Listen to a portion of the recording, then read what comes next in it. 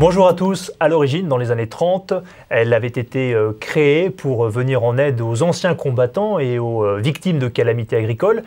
Depuis, la Loterie nationale a changé de nom et de finalité. La Française des Jeux, son héritière, rapporte toujours beaucoup, néanmoins, dans les caisses de l'État, l'État qui détient 72% de la société. Bonjour, Charles Lantieri. Bonjour. Alors vous êtes directeur général délégué de la Française des Jeux. Un petit point rapide sur la Coupe du Monde. Vous êtes satisfait des paris sur France-Honduras, la première affiche de l'équipe de France pour cette Coupe du Monde au Brésil? Écoutez, les paris commencent bien. Ils commencent bien d'une part en termes de volume, puisque c'est un match qui a permis de collecter près de 3 millions d'euros de mise sur ce match. Mais il commence bien aussi. Il commence bien aussi pour les joueurs, hein, puisque en fait c'est la cote favorite qui a été finalement constatée dans le résultat du match. Mais alors pour vous, c'est peut-être plus intéressant, plus rentable s'il y a des surprises dans les scores, parce que vous gagnez plus d'argent. Ah mais ça, c'est les aléas, j'allais dire, du sport. Hein. C'est que les résultats ne sont pas toujours ceux attendus. Maintenant, quand vous regardez ensuite en moyenne, les choses s'équilibrent et les bonnes surprises compensent les mauvaises surprises. Parce qu'on a vu par exemple certains de vos concurrents, Bwin pour ne pas les citer, qui ont perdu quelques milliers d'euros sur le match Portugal-Allemagne parce que le score finalement était assez attendu. Et que vous gagnez plus d'argent, vous, opérateurs de paris sportifs, quand vous êtes sur des grosses cotes, sur des surprises en fait. Hein. Alors dans les opérateurs de paris sportifs sur Internet, c'est effectivement le cas. Vous savez que nous, sur le réseau physique, nous sommes rémunérés sur une commission, donc nous n'avons pas d'intérêt au gain ou à la perte du joueur. D'accord. On va revenir sur votre modèle économique. La Française des Jeux, c'est 12 milliards d'euros de chiffre d'affaires l'année dernière. La Française des Jeux ne connaît pas la crise ? C'est 12 milliards 350 pour être plus précis. En réalité, ce que l'on constate, c'est qu'en matière de loterie notamment, quand la crise perdure, si la loterie n'a pas les moyens de renouveler son offre, de s'appuyer sur des événements qui lui permettent d'être toujours attractif vis-à-vis de ses clients, eh bien, la crise joue là aussi sur cette dépense qui est une dépense en réalité de loisir pour les clients. Et donc, si vous regardez ce qui se passe chez d'autres opérateurs, ce qui se passe à l'étranger, la crise peut in fine avoir un effet sur l'activité de jeu et cette activité peut elle aussi subir ces effets. Alors vous avez toujours un monopole sur les paris sportifs dans les points de vente physiques, mais depuis 2010, il y a eu l'ouverture à la concurrence sur Internet des paris sportifs. Vous êtes impacté par cette concurrence, notamment ces opérateurs alternatifs qui arrivent à prendre des parts de marché sur les jeunes parieurs, sur les jeunes joueurs? Alors, il faut voir quelle était la situation en 2010, enfin avant 2010. Avant 2010, la Française des Jeux avait le monopole des paris sportifs dans le réseau physique et sur Internet. La réalité était tout autre en fait, puisque sur Internet notamment, il y avait un certain nombre d'opérateurs qui exerçaient leur activité et on estime à l'époque qu'en réalité, 96% de l'activité des paris sportifs sur Internet était exercée par des opérateurs qui étaient à l'époque illégaux, c'est-à-dire qui n'avaient pas de licence. Aujourd'hui, la situation est différente, puisque le marché a été très largement légalisé par cette loi d'ouverture, et la Française des Jeux a finalement multiplié par 2,5 sa part de marché, puisque là où nous n'avions que 4% de part de marché, nous en avons aujourd'hui 10%, à peu près.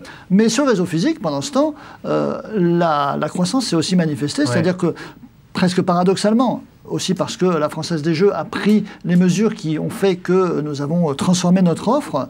Le pari sportif dans le réseau physique a été multiplié par 2,5 entre 2008 et aujourd'hui. J'en viens à ma question, vous avez du mal à rajeunir votre clientèle, vous êtes confronté au vieillissement de vos joueurs qui sont dans les points de vente physiques. C'est compliqué d'aller recruter de nouveaux adhérents qui sont plus intéressés peut-être par les offres des pure players du web sur les paris sportifs. Alors quand on regarde la réalité des chiffres, notamment l'année dernière, ce dont on se rend compte, c'est que le pari sportif dans le réseau recrute effectivement, puisque l'an dernier, on estime que nous avons recruté à peu près 700 000 parieurs, ce qui est à comparer au chiffre global de parieurs dans le réseau physique, qui est maintenant de 3,2 millions. Donc c'est quand même une progression très significative en termes de recrutement qui prouve que dans le réseau physique, il y a des atouts de convivialité notamment, de partage, de proximité qu'on ne trouve pas forcément sur Internet. Vous rapportez chaque année, enfin en tout cas l'année dernière, plus de 3 milliards d'euros dans les caisses de l'État. Vous pouvez faire encore mieux?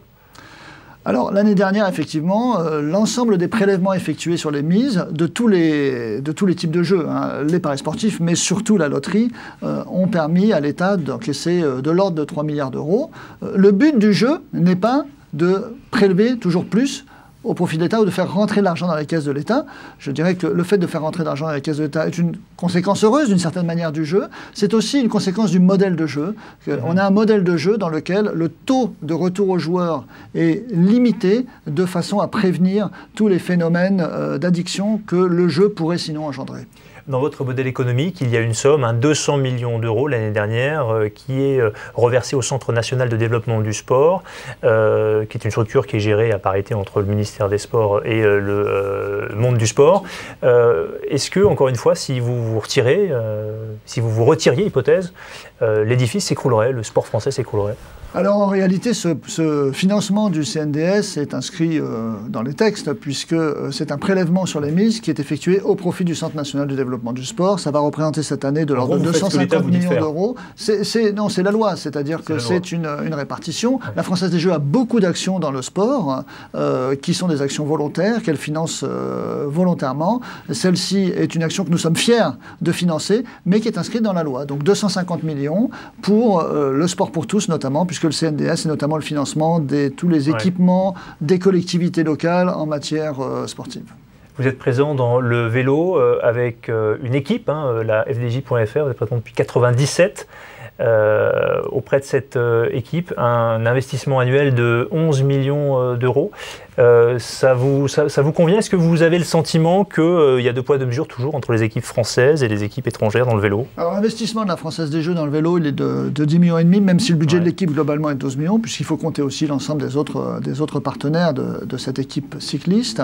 Ce que l'on constate aujourd'hui, c'est que la France revient dans le peloton, si j'ose dire. Les conditions sont assainies, il y a moins de risques de dopage selon vous? Il y a eu de gros progrès qui ont été faits en matière de dopage. Si je compare à 97, où nous sommes rentrés dans le peloton, nous avons commencé notre soutien d'une équipe cycliste, 98, l'affaire Festina. Depuis, un ensemble de mesures qui ont été prises, un engagement d'ailleurs d'un certain nombre de sponsors, dont la Française des Jeux, puisqu'en 98, nous avions créé la charte des sponsors pour justement combattre cette problématique du dopage. En 2007, nous avons été fondateur du mouvement pour un cyclisme crédible. Ce que l'on voit, c'est que tous ces efforts portent leurs fruits. Tous ces efforts portent leurs fruits et ce que l'on constate, c'est qu'à l'arrivée, les Français, notamment les jeunes Français et notamment les jeunes Français de la Française des Jeux, retrouvent des couleurs, retrouvent des places. Donc pas de ça chez vous, il n'y a pas aucun risque de dopage chez vous? Nous avons pris un ensemble de mesures qui permettent de prévenir le fait d'avoir du dopage dans notre équipe. Le directeur sportif le sait, c'est-à-dire qu'il sait que si un jour il y a un cas de dopage collectif dans notre équipe, il n'y aura plus d'équipe. Nous avons choisi le médecin pour faire en sorte que nous soyons sûrs que ce médecin est au service de la lutte contre le dopage. Et nous ne fixons pas d'objectif de performance sportive à notre directeur sportif, à Marc Madiot en l'occurrence, qui est d'ailleurs le directeur de l'équipe depuis le début, parce qu'il sait que ce que nous attendons de cette équipe, c'est justement un comportement exemplaire. C'est ce que nous attendons. Vous préférez perdre un petit peu sur les performances sportives pour être intègre et en cohérence avec vos objectifs de sport propre?